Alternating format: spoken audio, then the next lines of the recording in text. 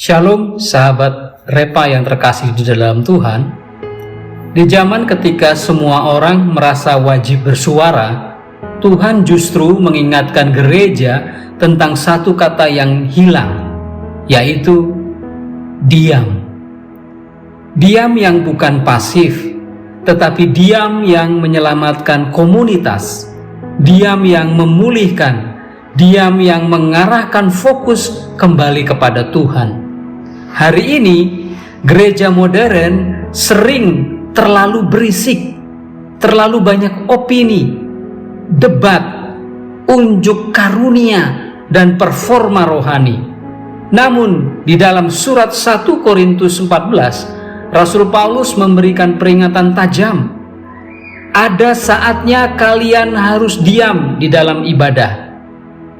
Pertanyaannya, mengapa Tuhan memerintahkan diam di dalam ibadah? Apa yang sedang diselamatkan?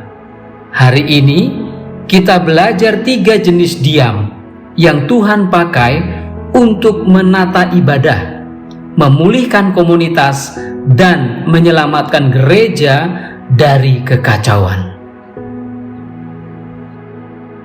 Konteks gereja Korintus adalah ibadah mereka yang kacau. Semua bicara bersamaan, banyak yang pamer karunia bahasa lidah, yang bernubuat rebut-rebutan momen pelayanan. Bahkan perempuan tertentu menginterupsi ibadah dengan tanya jawab yang keras. Rasul Paulus bukan melarang perempuan, bukan anti karunia, bukan anti nubuat. Rasul Paulus sedang berkata, ibadah bukan panggung. Ibadah adalah ruang di mana Kristus menjadi pusat. Dari sini muncul 3 jenis diam sebagai alat membangun jemaat. Yang pertama, diam untuk belajar. Diamkan karunia jika tidak ada penafsir. Ayat 28. Rasul Paulus berkata kepada pemilik karunia bahasa lidah, kalau tidak ada yang menafsirkan, hendaklah engkau diam di gereja. Diam ini bukan mematikan karunia, tetapi mengalihkan fokus dari aku menjadi jemaat. Nah, bagaimana kita mengaplikasikan ini? Mari kita diam saat ada perasaan ingin tampil, harus diam.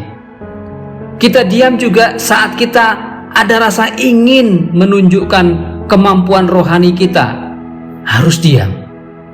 Karena apa?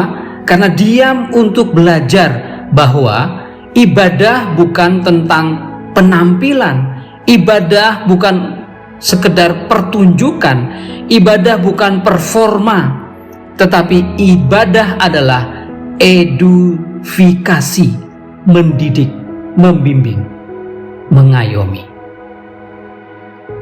Yang kedua, diam untuk tertib. Nabi harus berdiam diri ketika yang lain bicara. Ayat 30. Rasul Paulus menegur nabi-nabi yang saling memotong pembicaraan.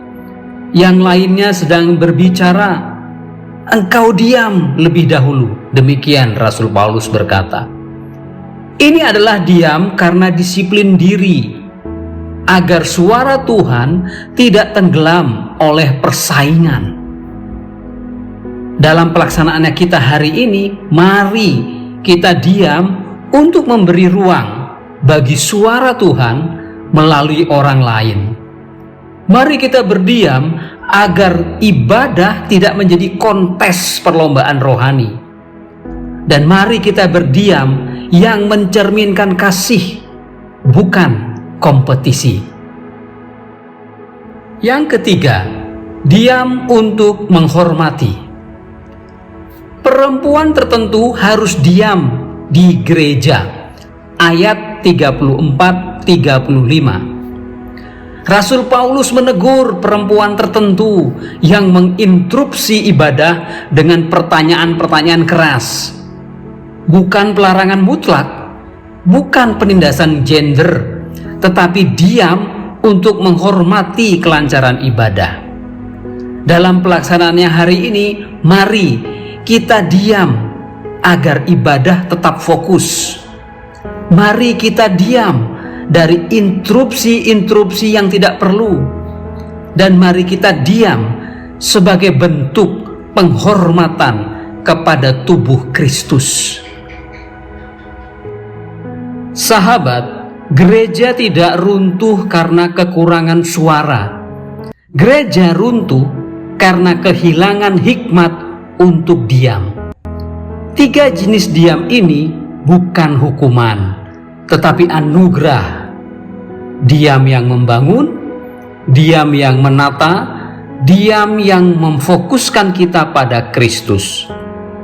Dalam tradisi Mennonite dan semangat Dordrecht Confession, diam adalah bagian dari hidup sederhana, tertib, dan fokus kepada Kristus. Diam adalah cara Tuhan menjaga gereja tetap rendah hati dan saling membangun. Saat gereja terlalu berisik, Tuhan mengundang kita kembali ke tempat sunyi agar suaranya terdengar kembali. Mari kita berdoa. Tuhan, ajar kami diam pada saat yang Engkau tetapkan. Diam untuk belajar, diam untuk tertib, diam untuk menghormati tubuh Kristus. Pulihkan gerejamu dari kebisingan. Biarlah setiap ibadah kembali berpusat pada Engkau saja. Dalam nama Tuhan Yesus kami berdoa. Amin.